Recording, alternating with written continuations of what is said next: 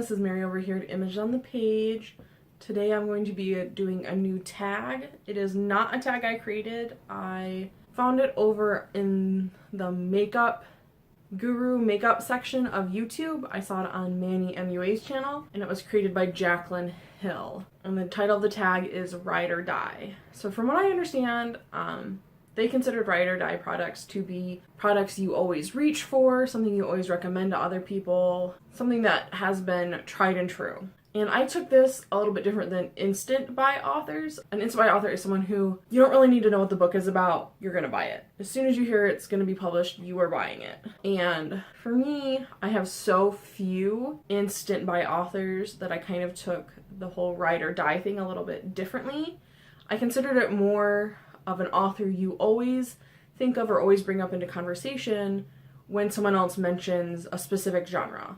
If they're talking about that genre and that they like it, you would bring up this author to see if they've read them, and if not, to maybe recommend that author to them. I hope that makes sense. If it doesn't, I guess let me know in the comment box. I will also link both Jaclyn Hill's and Meg FLewelling's videos, the Ride or Die tag videos, in the description down below, so you guys can go check them out if you want to. So now to get started.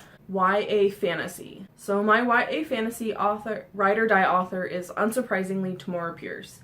She is often someone I bring up if else says that they really like that genre and if they read a lot of that, and then I try to convince them to read her if they have not already. YA paranormal. So now I consider fantasy and paranormal to be slightly different just because paranormal is often set like in modern day. It has to do more with like vampires or ghosts or werewolves or the fae, but it's kind of more set in present day. So my YA paranormal is Meg Cabot. A very long time ago, I read her Mediator series.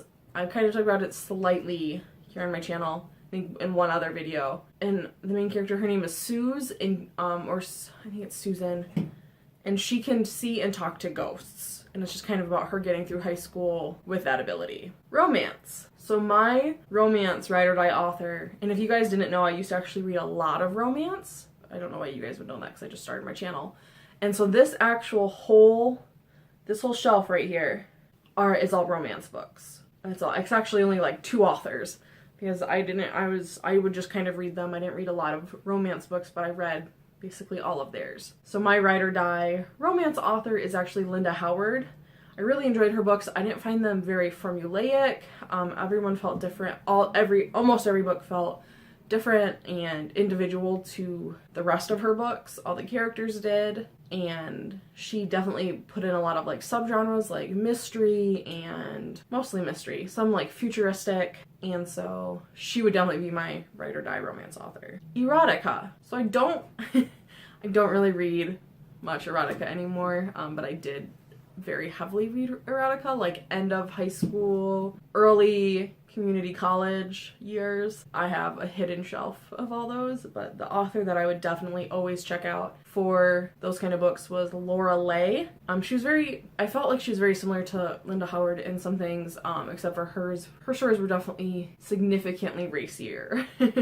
Paranormal romance. And I consider this slightly different from romance just because there is that paranormal supernatural aspect to it. And my paranormal ride or die author would be Sherrilyn Kenyon. She wrote the Dark Hunter series, which has like, I used to have all of them, not all of them, but I had at least 20, and she's still writing, so I would guess has at least 30, if not more, for that series alone, and she has another series. I stopped reading her Dark Hunter series after Archeron, just because that was kind of like my favorite one she did, and everything after that I didn't like as much. But it's kind of like a different take on vampires. The Dark Hunters are cursed, and have their like souls removed basically, and then they fight demons, but they can only go out at night. And until they find their true love, they don't get like their souls or hearts back. Adult fantasy. So my adult fantasy ride or die author is also an instant buy for me. Her name is Lynn FLewelling. I've talked about her series a little bit, or one of her series a little bit on my channel.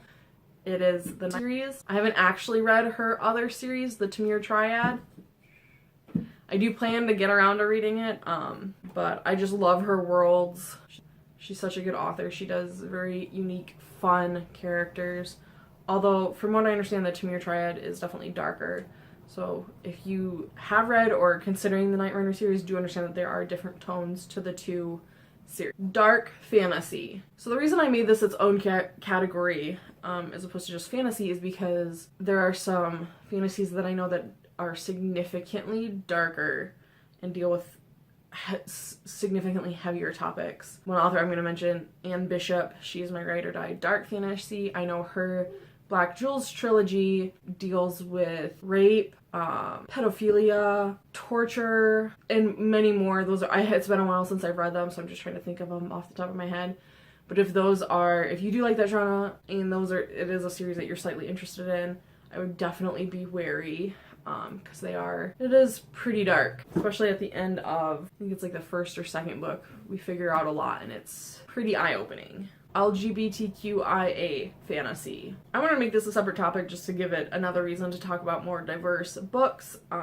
This is the author I'm doing. She does mostly write male romances.